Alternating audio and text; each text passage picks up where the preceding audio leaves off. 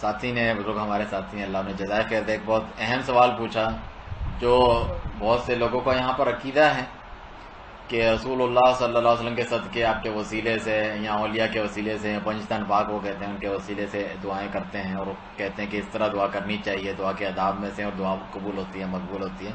تو یہ صحیح نہیں ہے، یہ جائز نہیں ہے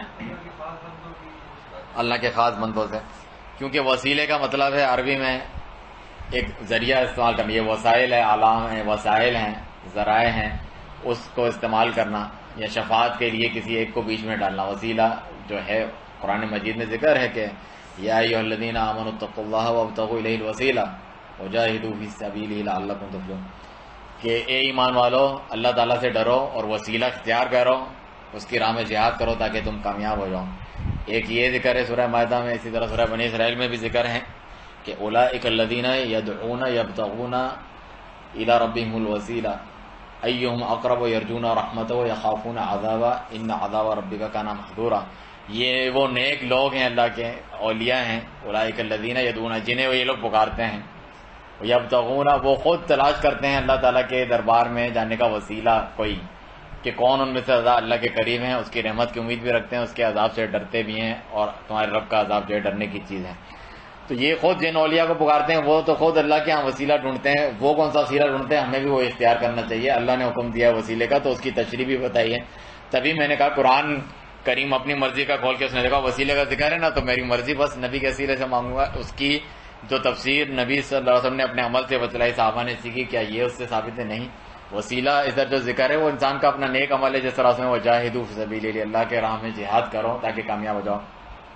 نماز، روزہ، زکوٰۃ، نیکی کا کام کرنا، معاملات والدین سے نیک سلوک کرنا، اور دیگر جتنے بھی نیک اعمال ہیں وہ سب نیک اعمال وسیلہ ہیں اللہ کا قرب دلانے کے لیے. اس سے اللہ خوش ہوتا ہے. سب سے پہلے ایمان لانا وسیلہ ہے، اللہ سے ایمان لاتے ہیں، اللہ سے محبت کرتے ہیں، اس کے نبی سے محبت کرتے ہیں، یہ وسائل ہیں. نیک اعمال کرتے ہیں، گناہوں سے بچتے ہیں اللہ کا قرب دلانے کے، تو یہ جائز وسیلہ ہے، اس کو اختیار کرنے کا حکم ہے. اور وہ اولیاء صالحین بھی یہ کرتے تھے. انبیاء کرام اللہ کی عبادت کرتے تھے اور لوگوں کو کہتے تھے کہ ان اللہ ربی و ربکم فاعبدوہ ھذا صراط مستقیم، اللہ میرا تمہارا رب ہے، اسی کی عبادت کرو، یہ سیدھی راہ. یہ نہیں کہ کسی بشر کو اللہ تعالیٰ جو ہے کتاب و حکمت دے، ثم یقول للناس کونوا عبادا لی من دون اللہ، اور وہ لوگوں کو کہیں کہ اللہ کو چھوڑ کے میرے بندے بن جاؤ. اپنی عبادت کروانے تھوڑی آتے تھے. اسی طرح اولیاء اپنے کو پکاروانے کے لیے، یعنی پکارنے کے لیے تھوڑی آتے تھے کہ ہمیں پکارو، ہماری عبادت کرو، بلکہ قیامت کے دن تو وہ کہیں گے کہ وہ تمہارے جیسے بندے ہیں، اور قیامت کے دن وہ کانوا بعبادتہم کافرین کانوا لہم اعداء، وہ ان کے دشمن ہو جائیں گے، ان کی عبادت کا انکار کریں گے. عیسیٰ علیہ السلام کہیں گے اللہ تو پاک ہے، میں نے نہیں کہا تھا کہ عبادت کر، یا تجھے چھوڑ کے مجھے اور میری والدہ کو رب بنا لے، معبود بنا لے. تو وسیلہ جو ہے ایک شرکیہ وسیلہ ہے جو مشرکین رکھا کرتے تھے. عقیدہ بہت سارے لوگ جو ہے انبیاء اولیاء کو یہاں پکارتے ہیں اور کہتے ہیں اللہ تعالیٰ تک پہنچاتے ہیں، وسیلہ ہیں، ہم گنہگار ہیں، اللہ تعالیٰ تک ڈائریکٹ نہیں پہنچ سکتے. تو یہ مشرکین عقیدہ رکھتے تھے. وَيَعْبُدُونَ مِن دُونِ اللَّهِ مَا لَا يَضُرُّهُمْ وَلَا يَنفَعُهُمْ وَيَقُولُونَ هَؤُلَاءِ شُفَعَاؤُنَا عِندَ اللَّهِ، وہ اللہ کے سوا ایسوں کی عبادت کرتے ہیں جو نہ انہیں کوئی نفع پہنچا سکتے ہیں نہ نقصان، لیکن کیا کہتے ہیں هَؤُلَاءِ شُفَعَاؤُنَا عِندَ اللَّهِ. مشرکین جو ہے اتنے جاہل نہیں تھے کہ وہ جو اپنے ہاتھ سے بت بنا کے اس کی پوجا شروع کر دیتے تھے. صحیح ہے، وہ تو بڑے فصاحت اور بلاغت اور مختلف چیزوں کے بڑے علوم و حکمت والے رکھنے والے تھے اپنے نظام میں، اپنے گمان میں. تو وہ جواب دیتے تھے، دلیل دیتے تھے کہ یہ تو اللہ تعالیٰ کے پاس ہمارے سفارشی ہیں، یہ رب تھوڑی ہیں. وَلَئِن سَأَلْتَهُم مَّن خَلَقَ السَّمَاوَاتِ وَالْأَرْضِ لَيَقُولُنَّ اللَّهُ.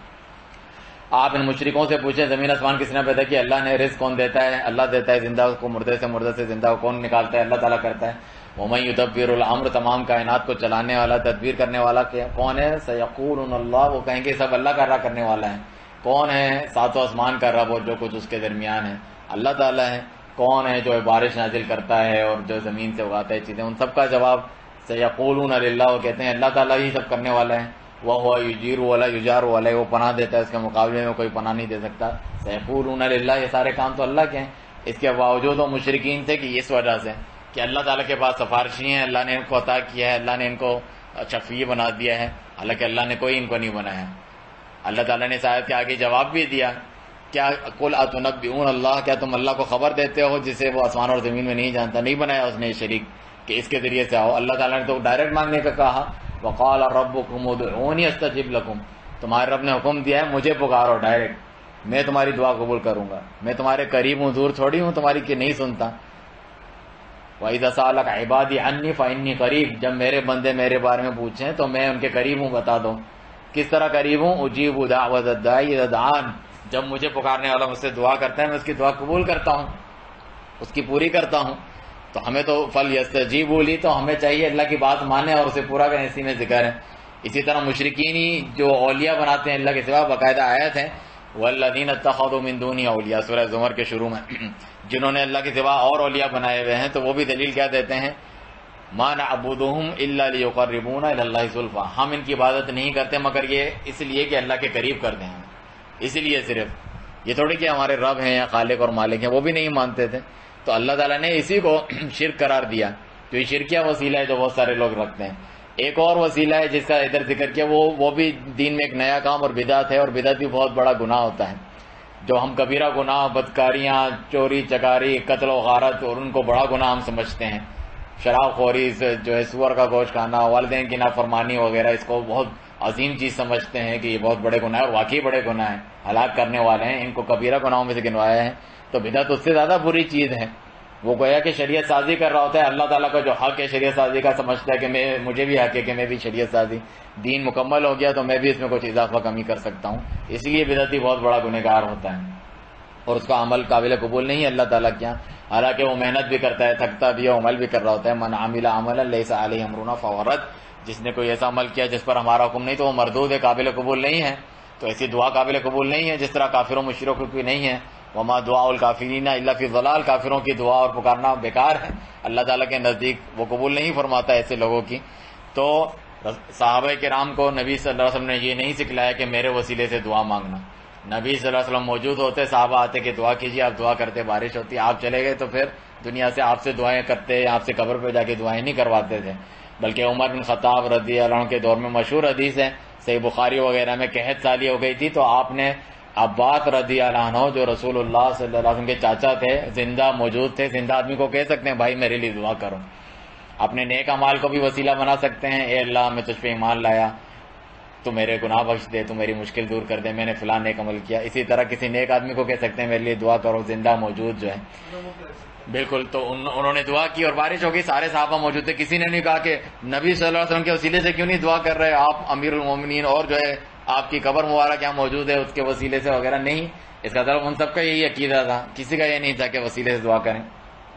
اسی طرح سب سے بہترین وسیلہ ابھی آپ نے سنا ان آیتوں میں، اللہ تعالیٰ کے پیارے نام، اس کی صفات، یا حی یا قیوم برحمتک استغیث، اے حی اے قیوم، قائم رہنے والے، تو قائم رکھنے والے، ہمیشہ زندہ، تو جو ہے میں تیری رحمت کے واسطے سے دعا کرتا ہوں، تو وہاب عطا کرنے والا ہے، مجھے اولاد عطا کر، انت الشافی لا شفاء الا شفاءک، تو شفا دینے والا ہے، مجھے شفا دے.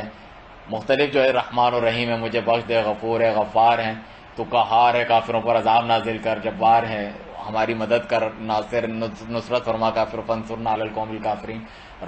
رب کے پکارو، اللہ کے پکارو، رحمان کے پکارو. تو اللہ تعالیٰ کے نام ہے جن سے پکارنے کا حکم ہے، وَلِلَّهِ الْأَسْمَاءُ الْحُسْنَىٰ فَادْعُوهُ بِهَا، اللہ کے پیارے نام ہے جس کے ذریعے سے اسے پکارو.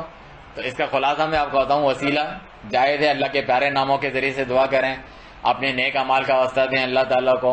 زندہ نیک آدمی موجود ہے، اس سے بھی کہہ سکتے ہیں دعا کریں میرے لیے. لیکن نبیوں ولیوں کے واسطے وسیلے سے اے اللہ میری دعا قبول کر فلانے کے، یہ بھی بدعت ہے، دین میں نیا کام ہے، قابل قبول نہیں ہے.